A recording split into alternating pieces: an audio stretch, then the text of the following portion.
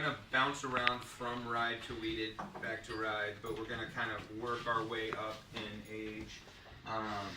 Starting with Buffalo Trace, so that'll be the glass all the way to your left.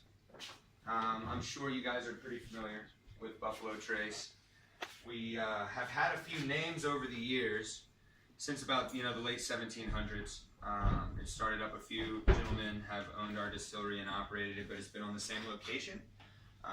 Buffalo Trace was the only distillery that got to keep operating through this terrible thing in America called Prohibition. They got the permit to make medicinal whiskey. So you could actually go to your doctor and get a prescription for a few pints a week. So that allowed us to stay open. But really why I start with that point is we go for authenticity. When we have a bottle with someone's name on it, that person was real. That person made whiskey at our distillery. And there is that real history there. So we're not just going to slap something, come up with an idea for marketing and act like it was the real thing. So we'll start with Buffalo Trace. If you guys are more than welcome to sip. And please, if you have any questions or comments, I want this to be a discussion. I don't want to sit up here and babble every single little bit. Like it's absolutely amazing to go to our barrel warehouse. We don't have a coop, so we're not building the barrels, we're getting them made, but it's insane the steps that they go through to waste not. I've always been told that you can really only get 2, maybe 3 barrels out of a tree anyway, due to the way you have to cut staves. Mm-hmm. So is that generally the case with American oak as well as? It is. Oak is pretty similar. I mean, I'd say American European. The only oak that's different would be red oak. It doesn't hold liquid. You can't make barrels with it. I'd say the most of the waste or the discarded wood comes from us examining the barrels. So we have pretty strict limits on how many pegs you can put into a stave. Yeah. So if there's any kind of blemish or any kind of hole or not, you're gonna drill that out, put a peg in. So the majority of our discarded or used otherwise would be from blemishes. Yeah. I mean, they've got it down to pretty much a science, because the guys that cut down the trees want to make as many barrels out of that tree as they can. It just makes sense for them. Yeah. But I would say the average would be about 2. Yeah. Are you guys allowed to use any other wood or any other types of tree in your barrels at all, or? Yes. Or so to finish with, or to actually age in? I know obviously you've got to use American oak. You only have to use oak. It doesn't have to be American. Oh really? Yeah. Yes, to be bourbon, it only has to be oak. So you can use European. We do use white American oak. It's readily available. So a few years back, there were a bunch of rumors about oak shortages, barrel shortages. What's going to happen to the bourbon because barrels are so short? If you look at the entire white oak market, or the market that we're getting our wood from, distilleries are taking about 5% of that wood. Yeah. The majority of it is being cut down and shipped overseas to China and being made into furniture. So what we're doing is working pretty closely with legislators and with government, and we're trying to take a little more of that, because we're not the industry that's clearing out these trees and that using the majority of them. Do you guys make any efforts to replant trees? Or? Absolutely, absolutely. So we have contracts with the growers that they have to maintain a certain sustainability. I don't know the exact factor, but we are very conscious of all that. Because we want to be making whiskey for another 200, 300 years. And really, it's from our impact on the oak environment, it's pretty easy for us to offset a vast majority of it. So obviously you've done an experimental series with mash bills. Is there a plan to do one with different types of oak as well, or different types? Oh yes, we're doing that right now. So those would be the barrels that are warehouse in X.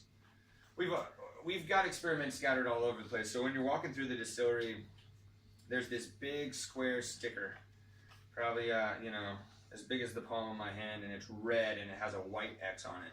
And people are always like, "What's that? Is that bad whiskey?" Or like, no, it's all of our experimentals, because we don't want to house all of our experiments in one warehouse, because we know how vastly different every warehouse environment is. So we've pretty much got one in every location you could think of. We've got some just out in the fields, just sitting. We were the first distillery to build a 1-barrel warehouse. It was our 6 millionth barrel that we filled, so we built a single barrel warehouse. So you built a shed? No, it's not even that. It's like metal bars around a barrel that's out in the field. Super exclusive. We'll probably get a whole 6 cases out of that. Have you ever tried Japanese oak? Because Yes. some of the Japanese whiskeys use that, but it's very rare, and you only get it in special islands or valleys. Or And it's not as much rare as it is super expensive. Right. We're getting barrels for a couple $100 a barrel originally, because we get so many of them and try to use them. A Japanese barrel can go from anywhere to $3,000 to $5,000 for a barrel. Yeah, it's absolutely insane. But it's that small of a market and it's that special that they're charging what they need to, but it's just really not conducive if you're really trying to make whiskey that more than a few people can drink. Sure. Another thing about it's weird with barrels. So distillers used to be taxed on what came out of the barrel, and that let people be pretty creative with what they reported came out of a barrel. I mean, with our allocation this year, it's pretty heartbreaking. One thing that we do is we don't rotate our barrels. If you go to a distillery that's pretty much pushing out 1, maybe 2 products, they're going to rotate their barrels all over. So they're going to take it from the top rack to the bottom to the middle, just so that every barrel is as close to the same as it can, so they can blend it together and push out one big product. The thing that happens with us not rotating barrels is we take them off the ricks when we're ready to pour them out and put them in a bottle. 7 barrels that we opened up this year for Pappy and Antique were bone dry. Bone dry. We opened up a hollow barrel. It was just so it's thirsty angels. yeah, right.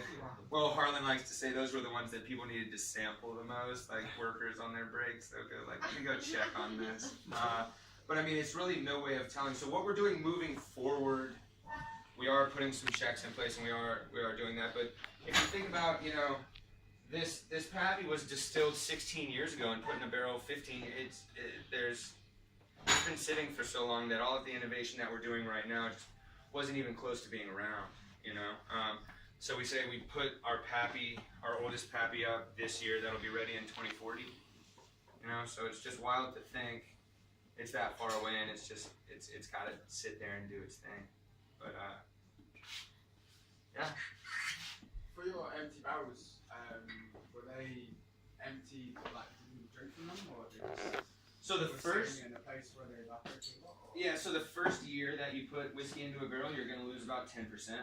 That's just from leaching into the wood and really soaking in and doing its thing. I mean, it's worth it because with changes in temperature and pressure and everything, that whiskey's going to enter the barrel, come back into that space, enter the barrel. So it's going to pass back and forth. Every year after that first year, you're going to lose about 3%, and that's just on a good year. So you're probably going to lose more if it's exceptionally hot. Or you're probably going to lose more if the pressure rises a little bit, because that pressure is going to force that whiskey into the wood. So I mean that we say if we open a bottle of or a barrel of the 15-year or anything older than that, you're lucky. 52.5 gallons going. Oh man, y'all are on liters and stuff.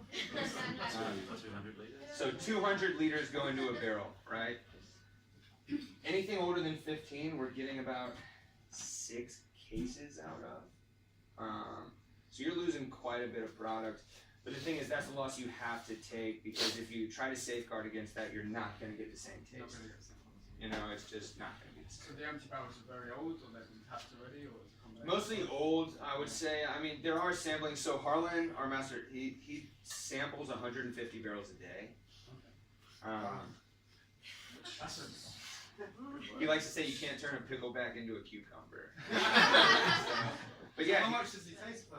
oh, very, very small. And so the thing is, if y'all look us up online, we put some great pictures up. We kind of give people a peek into our distillery on an everyday level. There's this huge table, Lazy Susan, that spins. It's probably, it's wider than me when I've got my arms outstretched, and they line up. It fits 150 cups on its outside level. And we have a panel of 6 people that taste on the daily. It could be a different 6, but Harlan is always a part of it. Every day. Every day, 150. And the cool thing is they get to sit and they'll taste and then they'll just kind of slightly move that table and the next glass will just roll. It's like Wheel of Fortune. Absolutely. One of our newer products, they've actually got a bottle back here, it's Wheatley Vodka. So that's kind of we went to Harlan and we said, it's your turn. You know, what's your Elmer T. Lee? What's your E.H. Taylor? What do you want to do? And we were expecting something pretty crazy. Yeah, so I'll show you guys. We can pass it around. So Harlan's actually on the side here, and what we tried to do was get as close to our experimental labels as we could. This has a ton of information. This has the number of the 2 stills that make it. This has the number of the warehouse that it ages in. We're trying to be as transparent as we can with how this vodka is made. So they went to Harlan and asked him what's his thing, and he said, I want to make the perfect vodka. And they were like, Harlan, did you already sample your 150 barrels? Or like, you know, but he makes 2 versions of it. So this Wheatley is distilled 10 times. It's made from a very similar recipe to our wheated side and a very similar recipe to our rye side. They distill those both 7 times individually, blend them together and distill them another 3. But it's even a picture of the still. So it's made on the same, it's finished on the same still that E.H. Taylor and all of the experimentals are made on. What kind of distillation you use? Column. So it's a modified column that Harlan invented. So he worked with a company called Vendome. It's out of Kentucky as well. They're the premier still maker in America. And he came up with the specs, worked with them, built the still.